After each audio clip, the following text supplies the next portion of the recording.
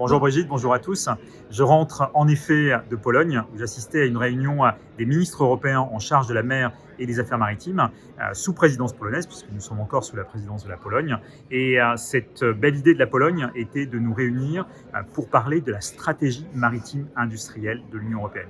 Et ces mots ont énormément de signification et c'est la première fois que l'Europe s'intéresse à avoir une stratégie industrielle pour la mer, avec une composante armatoriale évidemment, mais une composante aussi construction navale, très importante en Pologne et dans les pays de l'Est, une composante marin, formation, marin européen, et puis une composante également portuaire.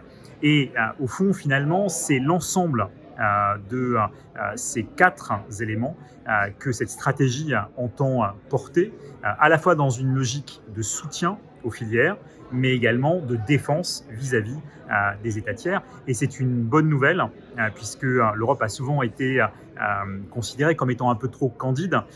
Or là, elle se veut désormais offensive, et vis-à-vis de ses partenaires extérieurs, vis-à-vis aussi de l'administration américaine aujourd'hui. Mais en tout cas, donc, ce contexte international, qui parfois est considéré comme très incertain, on le voit aujourd'hui, commence à faire bouger les lignes, comme à l'Organisation maritime internationale, comme aujourd'hui à l'OIT, à l'Organisation internationale du travail. On voit que le droit international est en train de bouger pour accompagner les démarches des pays qui veulent défendre un certain modèle à la fois social, environnemental et économique. Et ça, c'est une bonne nouvelle. L'Europe, aujourd'hui, a décidé de se prendre en main.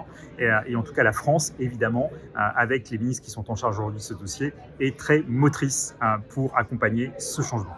Alors avec la mer Baltique, la Pologne est un pays qui est quasiment un fer de lance dorénavant pour les énergies renouvelables en mer.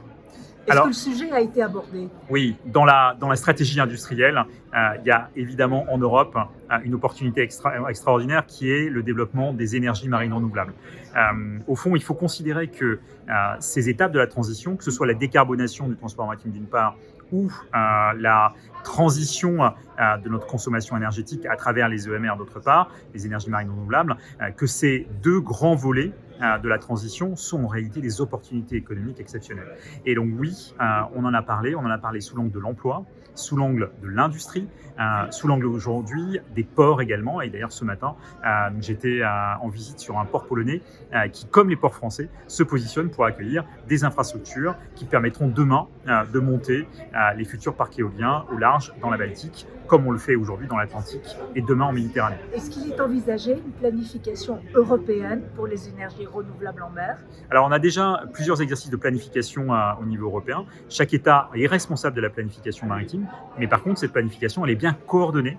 Elle s'inscrit dans un cadre commun, une directive cadre, stratégie, qui d'ailleurs aujourd'hui va être renouvelée, va être modernisée et qui s'inscrit dans le pacte océan que souhaite produire la Commission européenne.